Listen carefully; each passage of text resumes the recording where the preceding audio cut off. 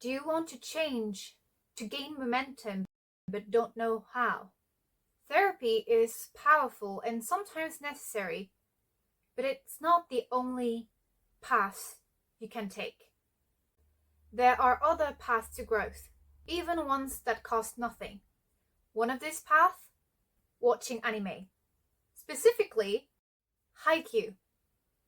Yes, it's an anime about high school volleyball, but it's also one of the best blueprints for mindset, growth, and confidence you will ever find. Hiya, I'm Bamboo. This channel is where I share my journey of rewiring the mind, building resilience, finding balance in mind, body, and soul. I hope you will walk this path with me to becoming Bamboo. Honestly, there is so much to be said in terms of mindset, growth, confidence in Haikyuu that I could do a whole series about it. However, for today's video, I chose to narrow it down to 3 characters whom I find really inspiring and whom we can learn from. Just as a side note, I will be talking about events ranging from Season 1 to Season 4 of Haikyuu, so beware, there will be spoilers. First on my list is Nishinoya Yu, Karasuno no Shugushin.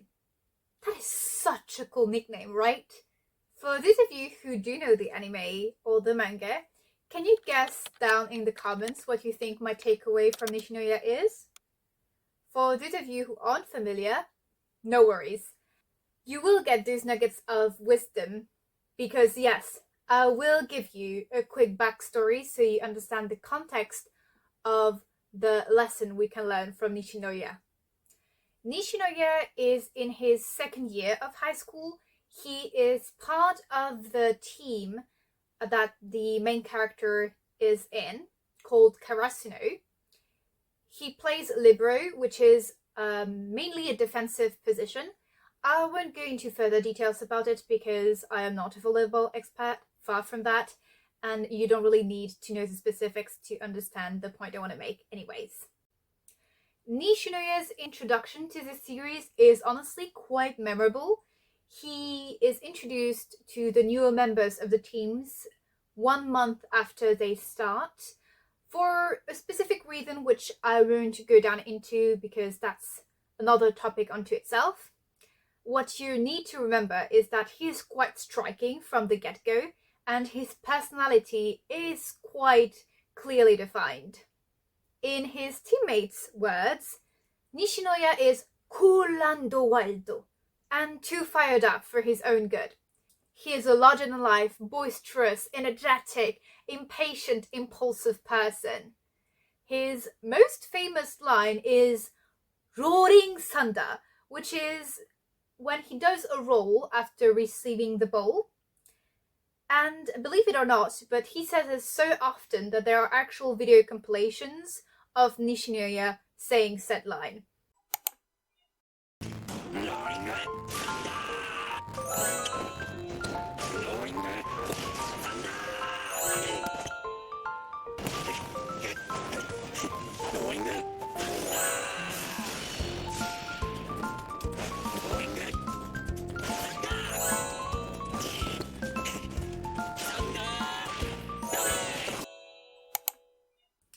I think you get what kind of character Nishinoya is by now.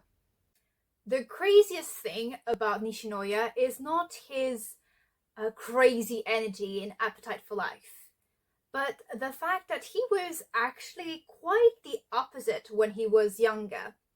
We learn about this in Season 4 of Haikyuu, whilst Karasuno, the team of our protagonists, faces off against another school called Inarizaki. That school is important for 2 reasons. Firstly, one of the characters I will be talking about in this video happens to be its captain. And secondly, Nishinoya, who is the best defensive player of his team, struggles to receive the serves from Inarizaki.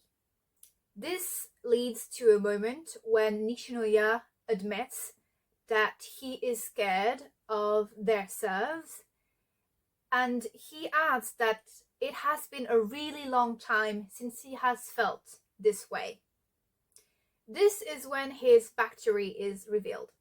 Nishinoya as a child was quite shy, reserved, and timid. There were quite a lot of things he was bad at, and just as many he was afraid of. However, growing up, Nishinoya spent a lot of time with his grandfather. For those who know One Piece, his grandpa is kind of a civilian, toned-down version of Garp. His motto is, just do it. Nishinoya would then be thrown into situations clearly out of his comfort zone to learn to toughen it out. Once, Nishinoya asked his grandfather what to do if he can't because he feels too scared. His grandpa replied, "That's when you ask for help." What I love about Nishinoya is how he grew into his bravery, just one do it at a time.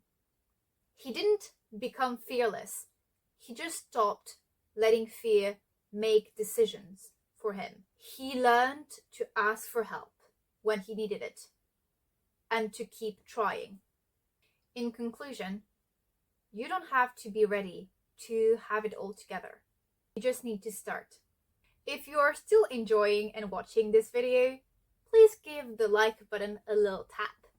Thank you. I really appreciate it. If Nishinoya teaches us about building courage, Ushijima shows us what it means to live with purpose.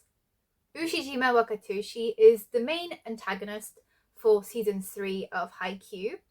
He is the third-year captain of Shiratorizawa, the reigning regional champions Karasuno have to face off against to go to nationals. He is part of the under-19 men's volleyball team for Japan, and he is also ranked third best player in Japanese high school volleyball. Needless to say, he is quite the imposing character. His shadow looms over many characters, not just our protagonists, and he is definitely an obstacle they need to overcome. In his teammates' words, Ushijima is a volleyball idiot, meaning he breathes and lives volleyball. The lens through which he sees people, whether it be his teammates or his opponents, is that of volleyball. His unshakable belief in himself and victory often leads to some unintentionally harsh and blunt remarks. 牛島さん、この決勝で俺の方がエースと呼ばれるにふさわしいと証明してみせます。頑張れ。本心から頑張れって言っちゃってるからほんと立ち悪い。As unintentionally hilarious as he can be, that is not the reason why I chose to speak about Ushijima. His drive is what makes him really interesting. You see, Ushijima is one of the few left-handed characters in Haikyuu, and being left-handed is not well regarded in Japanese society, especially since Ushijima's family was quite conservative. However, his father, a former minor league volleyball player, insisted on not correcting Ushijima's left-handedness because it was what made him special. And certainly, as an athlete, being left-handed was a weapon in itself. However, that is not the reason why Ushijima became obsessed with volleyball. In a flashback, we learned that before his parents divorced, Ushijima had an aha moment while playing volleyball with his father. His father described his time playing with an ace, the type of player who everyone can rely on in tough moments. Hearing that description, was what made Ushijima realize, oh, I want to be that person. I want to have that same effect. And that is when he started training to become an opposite hitter, which is the position that is most commonly referred to as the ace of the team. By the time we meet him in the series, Ushijima is very much that type of player, the unreliable, unshakable one that we can trust in a tough spot. What I love about Ushijima's example is that turning points don't always have to be painful or chaotic. Sometimes they reside in quiet moments. A simple conversation is enough to plant a seed. For Ushijima, it was his father's words. For you, it might be something else you have overlooked. Look back at your childhood. Truly look. You might find that your purpose has been whispering to you all along. You just need to find it. If you are comfortable with sharing what you discover, please let me know in the comments. I'm quite curious to know. If Nishinoya teaches us about stepping beyond our comfort zone, and Ushijima shows us what it means to live with purpose, then Kita reminds us of the quiet strength in consistency. Kita Shinsuke is a third year, the captain of Inarizaki, a team Karasuno faces off in season 4. Despite having a little screen time, he is the character that has impacted me the most.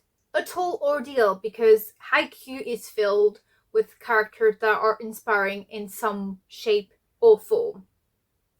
Kita, however, holds a very special place in my heart because of this one powerful line he has, which I keep in my must-keep quotes page. Similar to Ushijima and Nishinoya, Kita is quite a reliable player and person in general. In a flashback of his childhood, we see him and his grandmother wiping the floor. His grandmother tells him that he should always be thorough and do things with care because he never knows when the gods are watching. Now, Kita didn't particularly care about proving himself to somebody else. He simply did things with care because the routine itself felt good. Over time, that mindset became a part of who he is. In his teammates' words, he is annoyingly consistent and perfect. もう来てる。近道ないかな。赤点とは。もっと舐める隙を与えてほしい。そう、例えばペットに赤ちゃん言葉で話しかけてる現場とかを抑えたい。偉いでちゅね。Now, Kita doesn't aim for perfection. He aims to always be the best version of himself, regardless of circumstances. He isn't even a talented player. He is the most consistent one. That is actually how he was scouted in his current team, because throughout middle school, he'd always been on the bench. He'd never participated in an actual game. And that held true even in his third year of high school, because Karasuno is the first team he officially played against. When asked about his mental fortitude by his teammate, this is what Kita had to say. I don't understand why anyone ever gets nervous. You only get nervous because you try to be more powerful than you usually are, right? I mean, when you do day-to-day things like eat and use a toilet, you don't get nervous. Let that sink in a little bit. I don't know about you, but when I first heard this, it was gold. What I love about Kita's approach to confidence is that it's not miraculous. It's built on method and care. When you take your routine seriously, they become your strength. Consistency is key to gaining overflowing confidence. Despite having different personalities and personal philosophies, Nishinoya, Ushijima, and Kita are more similar than one would think at first glance. They consistently show up and are unflinchingly confident in themselves. Haikyuu is filled with characters who can teach us so much about mindset, growth, confidence, and purpose. Honestly, this video is just a small glimpse of all of this. I highly suggest you read the manga or watch the show. Either way, it will be a very enriching experience for you. And speaking of fictional characters, have you ever wondered why you get really attached to some characters? In my experience, there are two types.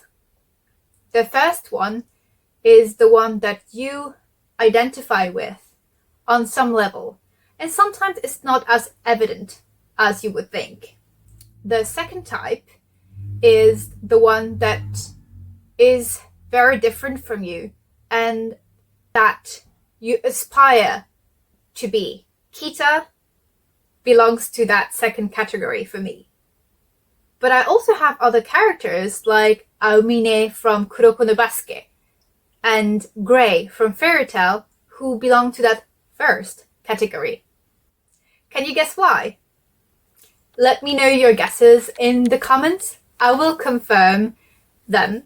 And in the meantime, please subscribe to join me on this journey to becoming Bamboo before checking out this next video.